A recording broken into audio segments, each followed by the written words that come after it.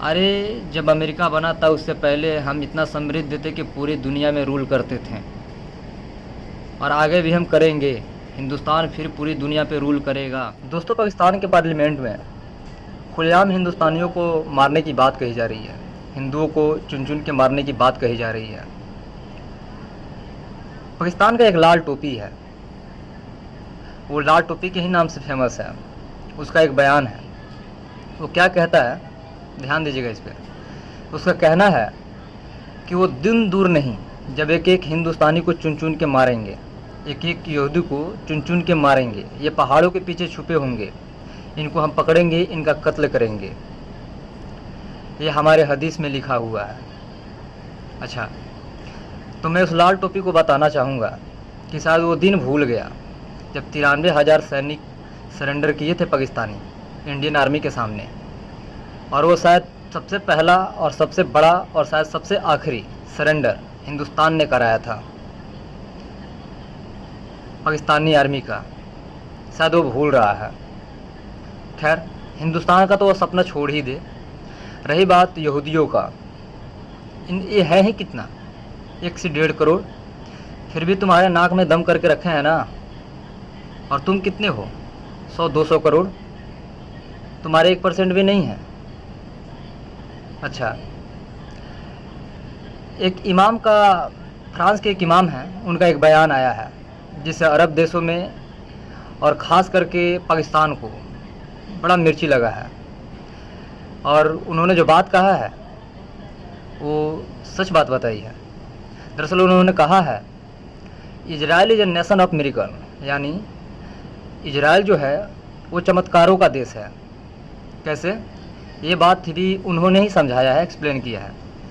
दरअसल उन्होंने बताया है, इतिहास में अरब देश ने ही सिर्फ 5 बार इजराइल से जंग लड़ी है और 5 बार बुरी तरह से फेल हुए हैं।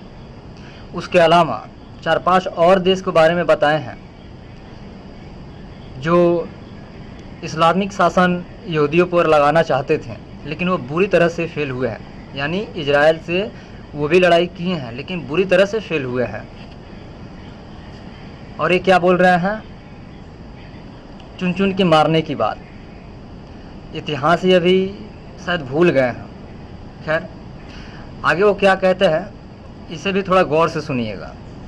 वो कहते हैं, अरब देशों को थोड़ा अपना विज़न क्लियर करना चाहिए, उन्हें अपनी सोच को थोड़ी बदलनी चाहिए, उन्हें थोड़ा प्रैक्टिकल होना चाहिए, उन्हें शांति की बात करनी चाहिए, उन्हें प्रोग्रेस की बात करनी चाहिए, उन्हें बात करनी चाहिए कि हम साथ रह के कैसे आगे बढ़ सकते हैं, ना कि हमें लड़ाई की बात करनी चाहिए, ना कि हमें टेररिज्म की बात करनी चाहिए, ना हमें न्यूक्लियर बम ब्लास्ट करने की बात करनी चाहिए। इससे होगा क्या। खैर, ये तो बात रही उनकी, लेकिन इनकी ये बात समझ में आएगी नहीं, इनके पल्ले पड़ेगी नहीं। अगर इनके दिमाग में ये बात आती तो बात ही कुछ थी अलग। और ना ही पाकिस्तानी आवाम को ये बात समझ में आ रही है। उन्हें ये इस्लाम के नाम पे चूरन बेचते जा रहे हैं और उसी चूरन पे इनका कारोबार चल रहा है। अगर इन्हें इस्लाम से इतना प्यार ही होता तो ये फिलिस्तीनियों को नहीं मारते हैं, बांग्लादेश में कई लाख महिलाओं के साथ बलात्कार नहीं करते हैं, अफ़गानिस्तान में इतना खून नहीं बहाते हैं। सिर्फ एक अमेरिका के इशारे पे इन्होंने इतना कुछ किया है और ये इस्लाम की बात करते हैं। ये तो इतिहास की बात हो गई। अभी के ही हाल में देख लें, 2-4 दिन पहले इन्होंने तो ईरान के साथ भी कहा था कि हम सभी इस्लामिक देशों को अब एक हो जाना चाहिए, नहीं तो कल इंडिया, आज इजराइल, परसों कोई और आएगा। क्या किया इन्होंने 2 दिन में।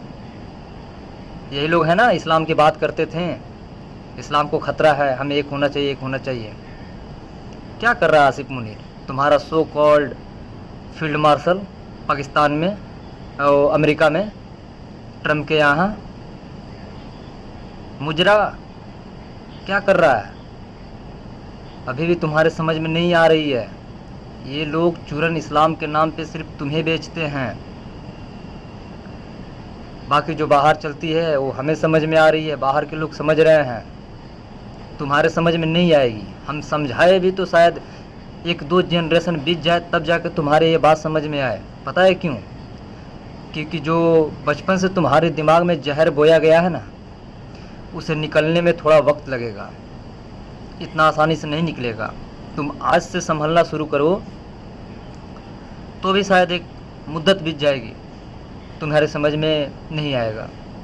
खैर, तुम्हारे ये अपने मसले हैं। तुम समझदार बनोगे, तुम आगे बढ़ोगे, वरना तुम इसी में रह जाओगे। चलो, अब आते हैं थोड़ा सा ट्रंप और मोदी जी के कनेक्शन को थोड़ा एक्सप्लोर करते हैं। कल मैंने वीडियो बनाया था जिसमें बताया था कि ट्रंप ने मोदी जी को अमेरिका आने के लिए कहा था, हालांकि मोदी जी ने मना कर दिया था।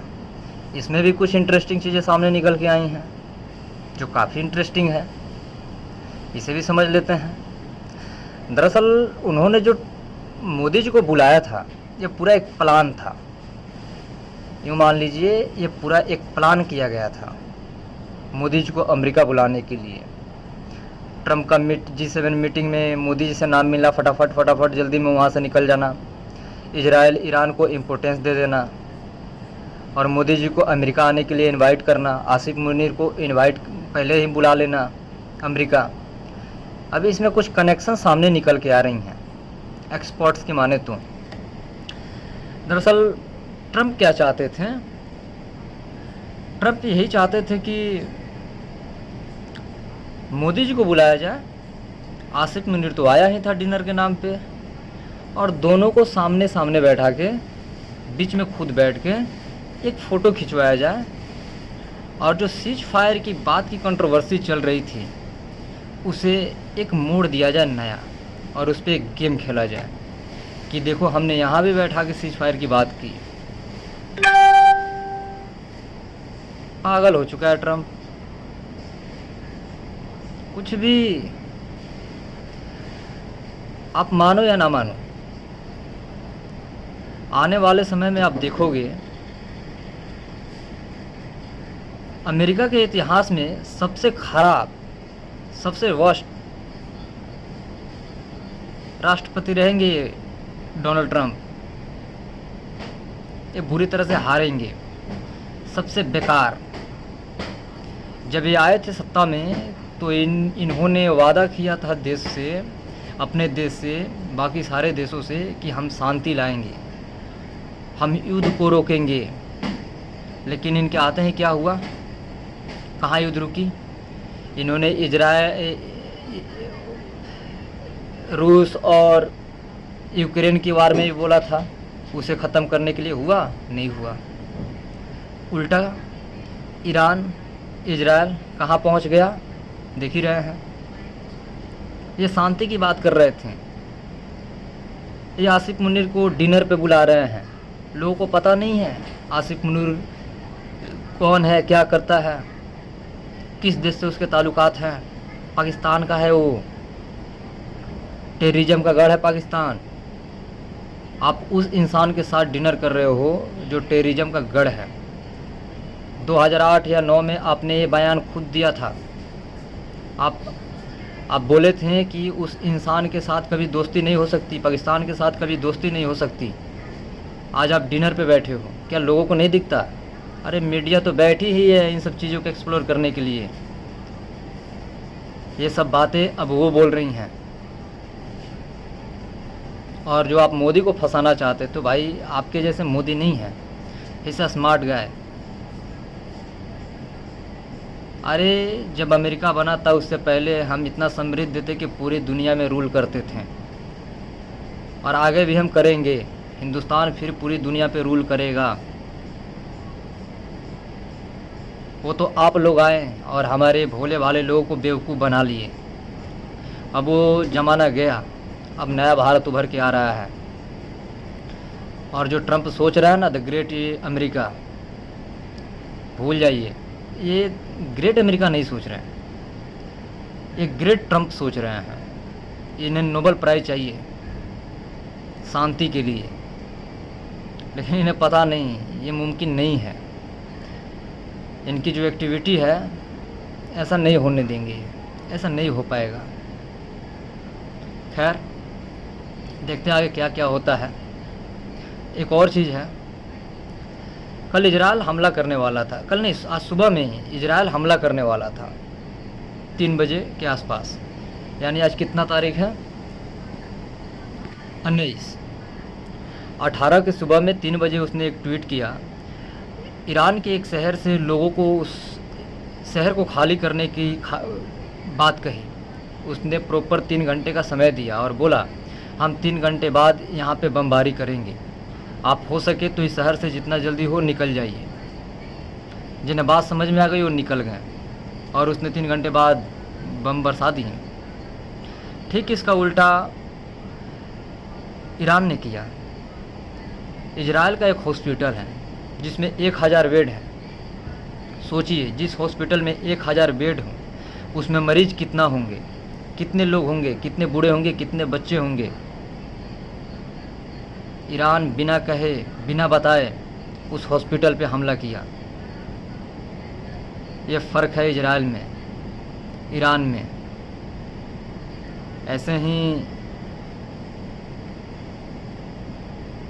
इजराइल रूल नहीं करता। ऐसे ही वो इमाम ये बात नहीं कह रहे थे कि जो भी इनसे टकराए हैं बुरी तरह से फेल हुए हैं। ये बात शायद समझ में नहीं आ रही है।